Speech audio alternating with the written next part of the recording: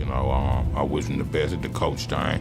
He always was a ball player, so it's second nature to him. So maybe that's where he's supposed to be. Master P just made a serious power move. This is the same man who built a $480 million empire from the ground up, dropped over 100 million records, and still faced financial collapse later on. Everyone thought his retirement meant peace and rest, but his recent interview revealed a whole new story about downfall, family pain, and heavy tension behind the scenes. By the time Y2K rolled around, Master P was sitting on an empire most could only dream of. But cracks were showing. His go-to plan, dropping non-stop music, started losing its punch. Fans got confused when he kept talking about quitting, unsure if they should keep riding with him.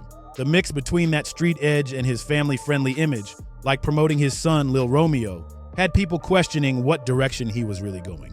Then came the lawsuits and business disputes that tore the No Limit family apart. What once felt like an unstoppable crew fell apart fast, and by 2003, No Limit Records filed for bankruptcy. A massive fall from being one of the biggest forces in music. Still, all that financial chaos couldn't compare to the deep, personal heartbreak that tested Master P's spirit. He faced heavy loss early on, and the pain that followed through his life hit harder than money could ever fix. His brother, Corey Miller, known on the streets as C. Miller, got locked up in 2002 on serious charges that Master P has been challenging for over 20 years. Watching his own brother stuck behind bars while reaching massive success himself was a weight only a few could ever understand. Master P never stopped pushing for his brother's freedom, even organizing public rallies in 2020 that caught national attention. But then came heartbreak. In May 2022, his daughter Titiana passed away at just 29 from an accidental overdose. She had quietly battled addiction and mental health struggles, the kind of pain many families face no matter the fame or money. Instead of hiding, Master P spoke up. He used his platform to push awareness, saying that mental health and recovery need real conversations. By 2025, he was focused on healing, honoring his daughter's memory through peace, forgiveness, and better communication with his son Romeo. Gotta give it to Birdman. He started that stunt. You know I started that stunt. Well, guess what? I was uptown too, and I started that. But the pressure didn't stop there. His 24-year marriage to Sonia C ended too, as fame and hidden struggles slowly tore the foundation apart. There were still personal struggles bubbling under the surface. Tension that stretched back decades. The long, complicated history between Master P and Brian Birdman Williams from Cash Money Records wasn't your usual hip-hop rivalry. This ran deep, rooted in the streets of New Orleans where both men built their legacies. Master P represented the Calliope projects in the 3rd Ward, while Birdman came up in Uptown's Magnolia, in a city where loyalty to your block meant everything. These two powerhouses grew up close, but lived in totally different worlds. Birdman once said, "We from 2 different projects, so it just didn't ever mix. We ain't never had no beef. Ain't nobody gone, but we just never vibed." Still, whispers and tension lingered. Old neighborhood stories tied their camps together in complicated ways, and that distance never really faded. Then came the business rivalry. In the late 90s, while Cash Money was taking off with 400 Degrees and the Hot Boys, Birdman was chasing a big distribution deal with Priority Records, the same label that had helped No Limit explode. But according to Birdman, that deal got blocked. He claimed in a 2025 interview that Master P told Priority execs, "If y'all sign them, y'all can't sign nobody else from the South." That move allegedly pushed Cash Money toward Universal instead, a deal that made history but brought years of legal drama and label tension. The new generation better pay attention to this one. For years, fans dreamed of seeing 2 New Orleans giants, Master P and Birdman, finally share one stage. And on October 25th, 2025, it really happened. The Cash Money versus No Limit. Verzuz at Complex Con was promoted as a night of NOLA unity, with a stage full of legends and decades of history behind it. Snoop Dogg pulled up beside Master P, and Juvenile rocked the crowd with Mia X. It felt like the city was healing right there on stage. But old energy has a way of creeping back in. Mid-performance, Birdman went on a fiery rant about loyalty, taking clear shots while staring straight toward Master P's side of the stage. The room got tense. And then Master P fired back with a sharp comeback that had the crowd losing their minds. After that, the 2 bosses met in the middle. Master P stepped up, gave Birdman dap, and showed respect like a true veteran. Was it a real peace moment or just mutual acknowledgement between two legends? All the tension with Birdman just added more clouds to the story.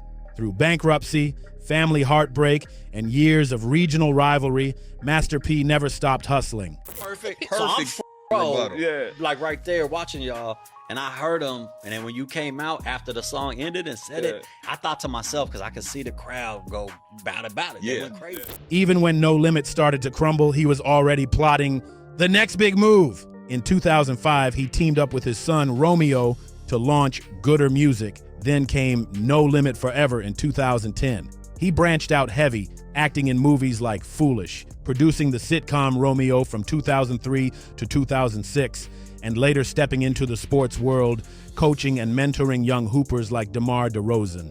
By 2013, his grind paid off big. Master P became the first hip-hop artist ever inducted into the Louisiana Music Hall of Fame. But he didn't stop there. His business empire stretched way past the studio, from Uncle P's Spice Line to real estate through PM Properties managing over 100 units, energy drinks, and even partial ownership of a wrestling company called House of Glory.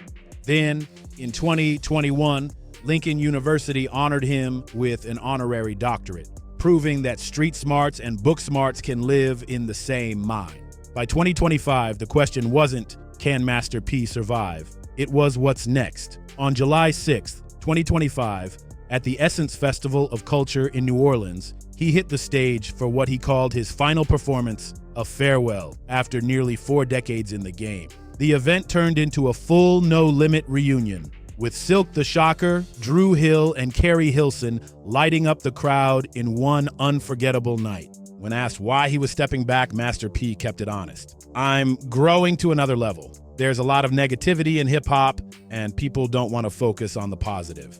And that's exactly where Master P found his new calling in early 2025. Percy Miller stepped into a whole new chapter as the president of basketball operations and head coach for the University of New Orleans Privateers men's basketball team, a full circle moment for a man who once dreamed of playing in the NBA before life took a different turn. Now known simply as Coach P, he's completely transformed the program. He brought in 13 new recruits for the 2025 to 2026 season, renovated the locker rooms, upgraded the practice gym, and even added a massive new jumbotron at Lakefront Arena. The whole program got a fresh rebrand and was officially integrated into the LSU system.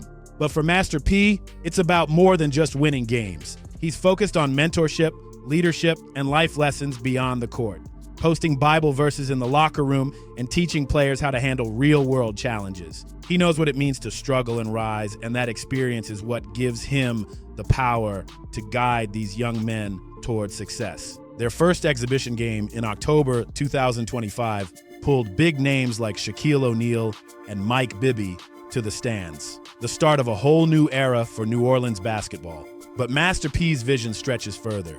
He's using basketball to rebuild community pride. Birdman remind me of like one of my uncles that they just gonna say whatever. That's just a New Orleans thing. So I ain't really take it, but I'm like, bro, I've been out here already. You know what I'm saying? You started that, or the name of that stunting, but me for about it, this is what I started. And I, we come from that. We come from uptown, Third Ward, Cali, They come from the Magnolia. And that's good. Boost school enrollment and inspire local youth. He even funded 4,000 tickets for middle school students to attend games, planting early seeds of ambition and hope. And in true entertainment fashion, he's reaching out to stars like Lil Wayne and J. Cole to perform at games, turning college hoops into a movement. He's not just another coach. He's a visionary who knows how to turn nothing into something. And here's where things get real interesting. Remember when Master P said he was done with music? Well, he might have broken that rule just a little bit. On October 25th, 2025, the same night as his epic Verzuz face-off with Cash Money, he dropped a surprise album out of nowhere. It wasn't some full comeback, though. It was classic Master P showing up right when the culture needed him most. That move proved he hasn't stepped away from the game. He's just being strategic, picking his moments, moving with purpose, and letting every appearance hit like an event. So, what's the empire looking like now? In 2025, his net worth sits around $200 million, built through decades of smart business moves and constant reinvention. Beyond the music checks still rolling in from No Limit's legendary catalog, he stacked wealth through Uncle P's Spice Line, real estate investments under PM Properties, partial ownership of the House of Glory wrestling promotion, and a variety of entertainment and product ventures. On top of that, Master P represents his city with pride, serving as New Orleans entertainment ambassador and shining a light on the community that made him. His philanthropy runs deep too, from P. Miller Youth Centers to financial literacy programs for young people trying to build better futures. And maybe the biggest part of his legacy, the blueprint he left for independence. Artists like Nipsey Hussle once credited No Limit as inspiration, showing that you can stay independent, own your masters, and build an empire without giving up your control. In 2020, the No Limit Chronicles dropped on BET, and it reintroduced Master P's story to a whole new generation. The 5-part docuseries showed how No Limit rose from selling CDs out of a trunk to dominating the late 90s charts with a completely independent blueprint that flipped the entire music industry on its head. Viewers flooded IMDb with reviews calling Master P a real boss who fought through every obstacle, and they weren't lying. The series even reignited public attention around his brother C. Miller's case, proving that P's legacy still sparks real-world conversations. Years later, Bet ranked him number 28 on their list of the most influential rappers, not just for his hits, but for changing how artists view ownership, freedom, and control in the industry. What really happened to Master P is simple. He evolved again and again, from the projects to the record shop, from the label to film and TV, from entertainment to philanthropy and sports. His story has always been about reinvention. At 55, Percy Robert Miller stands as living proof that transformation isn't just possible, it's necessary. The same streets that could have held him down became the foundation of his empire. The same personal losses that could have broken him turned into purpose, pushing him toward family healing and community work. The same music industry that tried to box him in, he flipped the script and built his own box, then sold it for profit. As he once said himself, "If I made it out the conditions that I made it out of, then you can do it too." That quote sums up everything about his journey.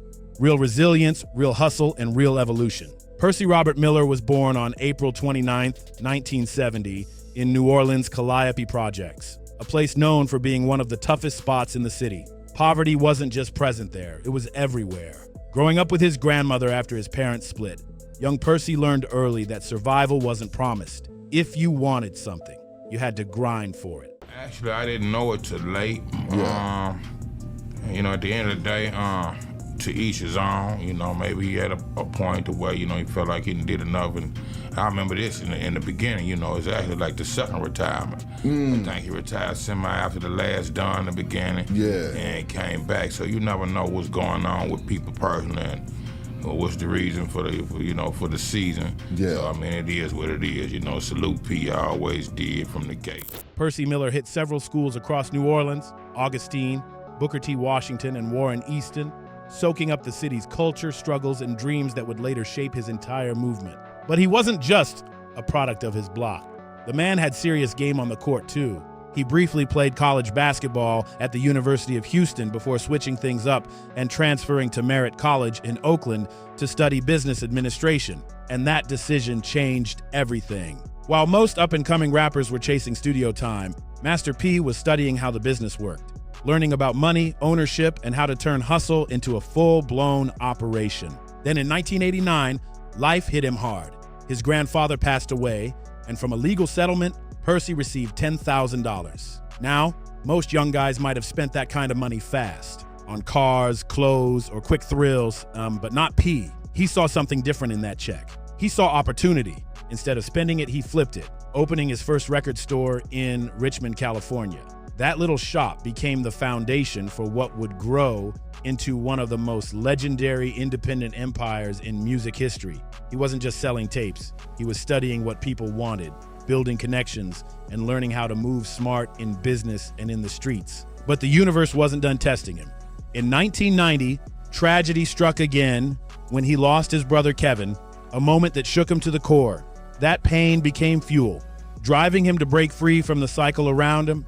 Master P later said that loss pushed him to make it out, not just for himself, but for everyone he loved who couldn't find a way out. By 1991, that little record shop in Richmond had evolved into something way bigger. No Limit Records was officially born. And from the jump, Master P did what few dared to do. He told the major labels to back off. While other artists were chasing quick deals that left them broke later, he was thinking long-term, building ownership and freedom into every move. He knew one thing for sure: ownership is everything. His early releases didn't explode overnight, but through word of mouth and relentless hustle, he built a loyal fan base stretching from the Bay Area all the way to New Orleans. He wasn't chasing hype, he was laying bricks for a legacy. In 1990, he dropped Mind of a Psychopath on cassette. It didn't go mainstream, but it got people talking. Then in 1991 came Get Away Clean through In a Minute Records, marking his official transition from record shop hustler to full-fledged artist. By 1992, he formed TRU, a crew that included his brothers C. Miller and Silk the Shocker, showing that this wasn't just business, it was family. But the real game changer came in 1995 when Master P locked in a distribution deal with Priority Records. That's when all those business classes and street lessons paid off. Unlike most record deals where artists lost control, P flipped the script, keeping 85% of his sales and full ownership of his masters. That kind of deal was unheard of back then. Instead of being owned by the label, he used Priority's distribution power to get his records everywhere while keeping nearly all the profit, and more importantly, creative control. This was the moment Master P changed the whole business model of hip-hop. That same year, No Limit moved back home to New Orleans, where his heart had always been. With in-house producers Beats by the Pound crafting their signature sound, No Limit transformed from an underground operation into a southern powerhouse. Then came the explosion. In 1996, Master P's fifth solo album, Ice Cream Man, went platinum, led by the hit Mr. Ice Cream Man. By 1996, Ice Cream Man was climbing the charts fast, proving Master P's grind was unstoppable. That same year, he wrote, directed, and produced his first movie, I'm 'Bout It, made with just $1.5 million, but pulling in a wild $16 million at the box office. Hollywood couldn't ignore him anymore. This rapper from the projects was rewriting all the rules. Then came 1997, the year Master P became undeniable. His album Ghetto D dropped that September, selling over 760,000 copies in its first week, and eventually moving more than 6.6 million worldwide. The anthem, Make 'Em Say, went platinum, scored an MTV nomination, and became the soundtrack of an entire era. By 1998, he wasn't just successful, he owned the game. His album MP, The Last Dawn, debuted at #1 on the Billboard 200, selling over 4 million copies, while his comedy film, I Got the Hookup, made $29 million off just a $1.6 million budget. He even signed Snoop Dogg to No Limit and dropped a clothing line that racked up over $200 million by 2001. That same year, No Limit Records grossed a mind-blowing $480 million, nearly $500 million, all from a man who started with just $10,000 and a dream in a Richmond record store. By the early 2000s, No Limit had sold over 100 million records worldwide, forcing every major label to rethink their entire business model. Master P's blueprint of independence, owning your masters, running your label, and staying smart with your deals became the foundation for modern movements like quality control. And he didn't stop there. He even chased his basketball dream, earning preseason spots with the Charlotte Hornets in 1999 and the Toronto Raptors in 2000. He didn't make the final rosters, but the fact he even got that far while running an empire showed just how limitless his ambition really was. Master P proved you don't need to give up your soul to make it big. You just need vision, brains, and relentless drive. His story isn't just hip-hop history, it's a masterclass in hustle, faith, and legacy. Thanks for watching. Make sure to like, share, and subscribe, and stay locked in because next time we're diving into what's really going down in our hood next.